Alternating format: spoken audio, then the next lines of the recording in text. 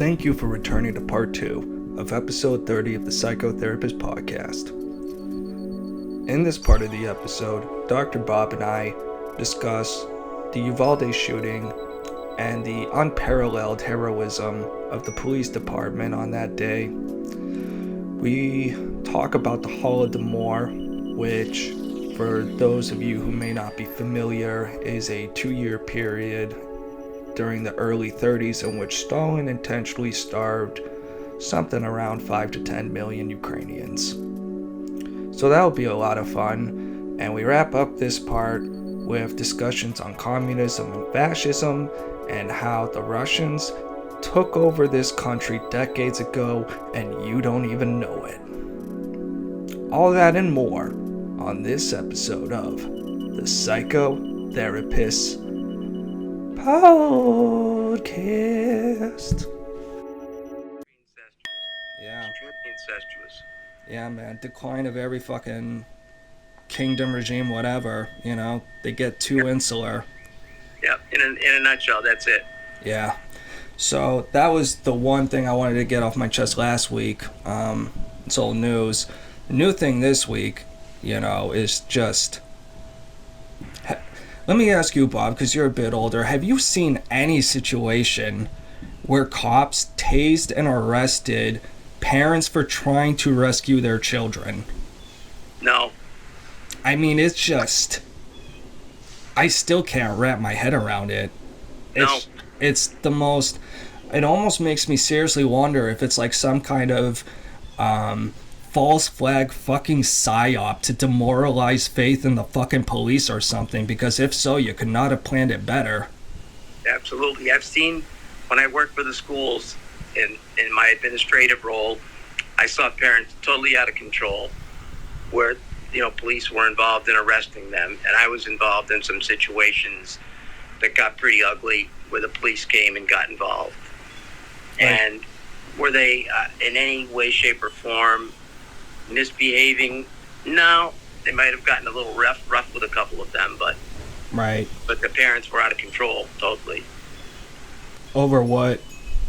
Oh, it doesn't matter whatever the issue was. They either were drunk or their kids got in a fight. They were talking about, but they had a point to make and they were going to make it. Yeah, that was it. Yeah, man. I'm like speechless. It's just so goddamn unique, Yes. And I was seeing a little bit of the clips this morning before the call, and I'm like, there's like at least 4 dudes with fucking body armor and long rifles against one 18-year-old, a very well armed 18-year-old. But bro, There's 4 of you. You know what I mean? I'm just like, bro, I hate to talk this kind of shit, but like, I feel like if I was a cop, I don't care if I'm the only guy with a fucking handgun, I'm not going to be able to live with myself if I have parents screaming at me, do something, and it's literally a murder 50 feet away from me. Right.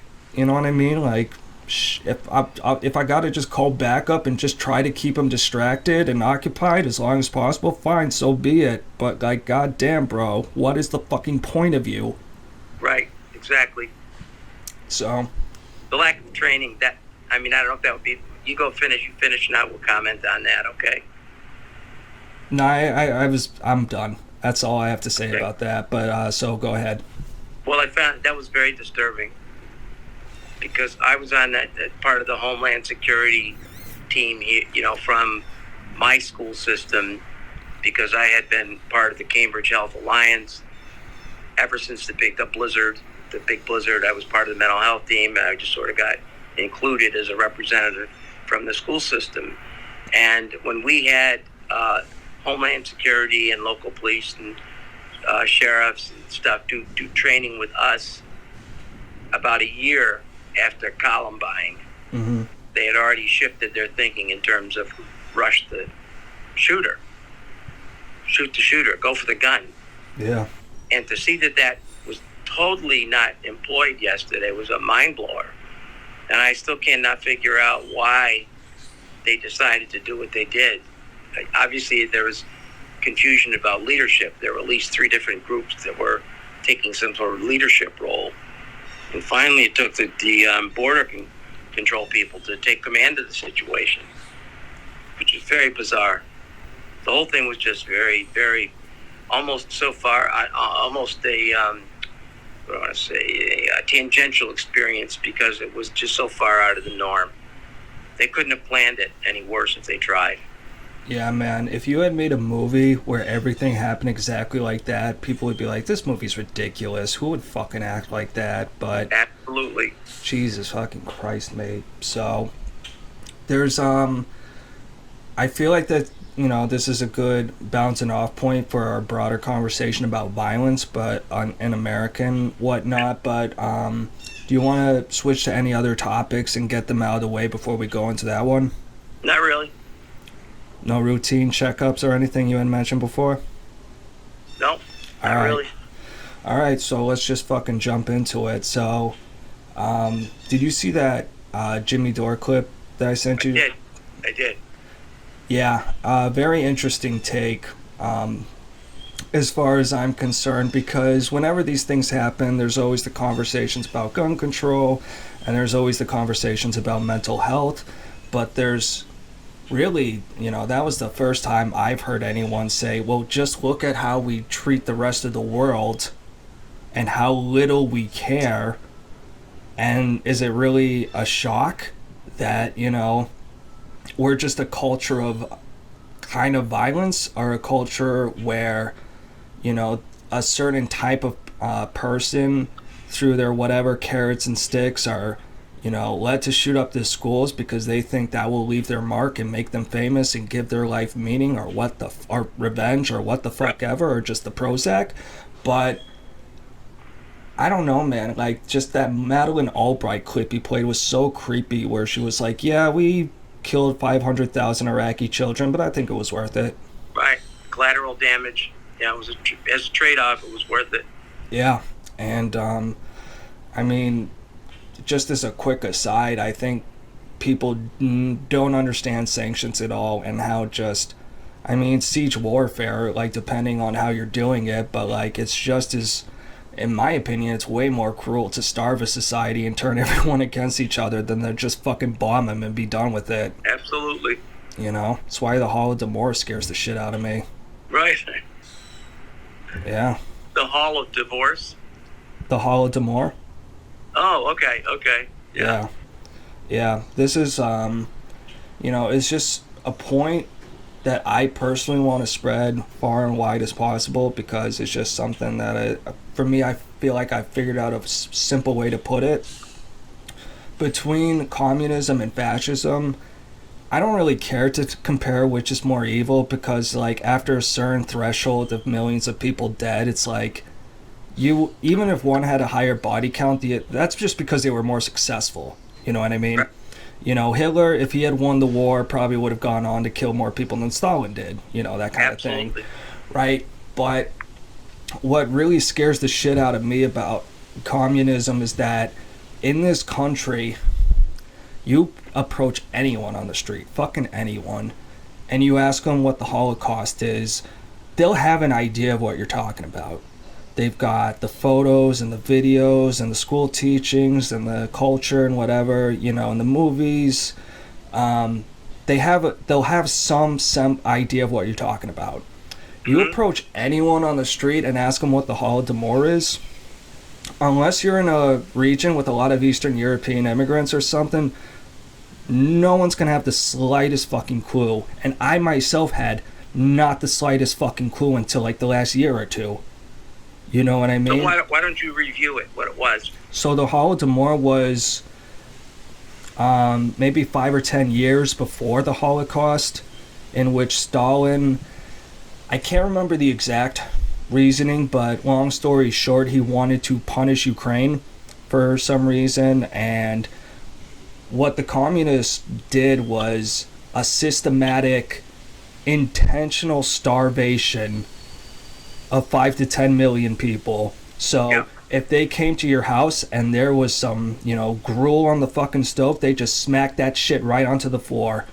Yeah. They would take all your fucking food, they would, Solzhenitsyn talked about this was a time where there was also a lot of gold looting, where they would, go house to house. And Solzhenitsyn, and I think it's very valuable advice if you ever find yourself in that situation, don't give up all the gold right away. Let them hit you once or twice. Say, okay, man, here it is. Give them some of it. Let them torture you a little more, and then give up the rest. Because if you give it up all at once, they're gonna be convinced you're holding out on them, and they'll torture you to death. And if you give them nothing, they'll torture you to death. Right. So you just got to take a little torture and give a little gold at a time to maybe survive that, the fucking Soviet hordes.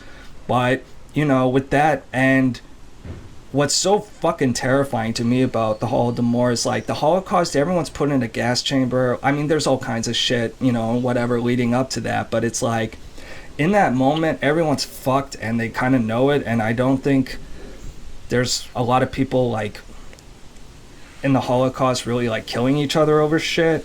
I don't know. But in the Holodomor, all the good people died. All the compassionate people who were giving and not willing to rob, steal and fucking kill people all died. There were parents eating their fucking children. I mean, it's just, the more details you hear about it, and that's just the starvation part, not to mention just the casual brutalization of the Ukrainian people and everything, and the comparable body count to the Holocaust, and just the idea that Stalin totally got away with it, and the idea that if we don't know our history, we'll repeat it. Well, if we all know about the Holocaust and not the Holodomor, it's like, isn't that kind of an oversight? So that's just, I have a very strong feeling about that, and wanted to get that off my chest as long as we're at it.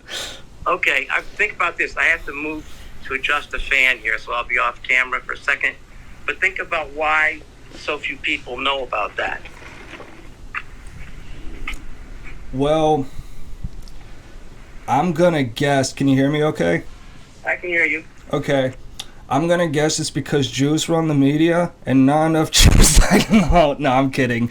I think it really has more to do with the fact that for a long time the intelligentsia were kind of flirting with the idea of socialism, and no one had really the kind of access.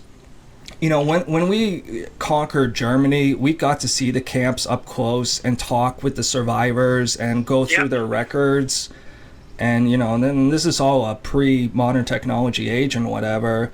Whereas with the Soviets, I mean, if you were a Russian, you left the country try to come back and you end up in a gulag. So trying to even get that information, having that access, I think is a huge part of it.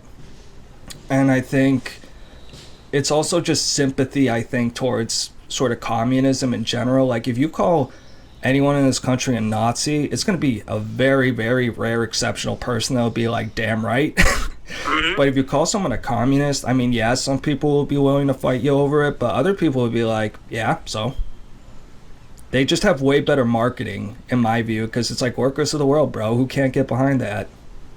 Right, but I never heard about that in the way that you just described it until I went through my student radical period in college. Yeah. And I went to a very progressive high school, very high level of, teaching and expectations, and I never remember even hearing about it. Yeah, man. And, I mean, we also know very little about Mao, and maybe it's for the same reasons, and it may also be that, like, Americans being, like, it's a little different now, but we're kind of like, at least, a sort of stepping stone from Europe, where we're our own thing, but we had, like, in our origins a lot of European influence, and I think interest in that history, whereas we just didn't have nearly as many Asians, so maybe not as much people are interested, if that makes sense, because people always care about their own shit. Right, but Eastern Europe, we certainly should have had a lot of interest. I'll have to talk about that. Yeah, man, I really don't know what it is. Well, actually, no. What am I talking about? I know exactly why it is. Fucking Yuri Bezmenov. I can't say his last name. Yuri Bezmenov. Brezhnev? the guy who did the interview with G. Edward Griffin, where it's like, yeah, we're infiltrating all your education systems, so of course you're not going to hear about the fucking evils of communism. Okay. He didn't mention the Holodomor specifically, but it's like, shit, dog. You know, it can be maybe a sort of intellectual blind spot. Maybe there's foreign influence behind it over the few decades, but yeah, man, I think within the American psyche, they just don't get it. Okay. At least amongst the liberals, you know. Well, I just remember, the collaboration of some of the radical groups that I had contact with, that they would get into intellectual discussions about communism and socialism. Because one might be a socialist and one might be a communist. Right. And that got very tiring to me very quickly, because it was mostly idealistic talk. It wasn't real. Right. And they were so damn fanatical about it that it would be this boring discussion of, what system is better, and who had the most evil leaders and who had the most enlightened leaders. But it was all very anti-American. Oh, yeah. Yeah. Yeah, man. The shit scares me. The anti-Americanism, to the level we've been seeing it, and honestly, kind of justified when you look at the Iraq invasion and all these fucked up things we've done, and we don't have a healthcare system. And to kind of circle back to that door clip, I didn't know it until I saw it, but I guess Michael Moore did some. I think it was after Columbine. He did a documentary where he Bowling for Columbine. Yeah, I think that must have been it, where he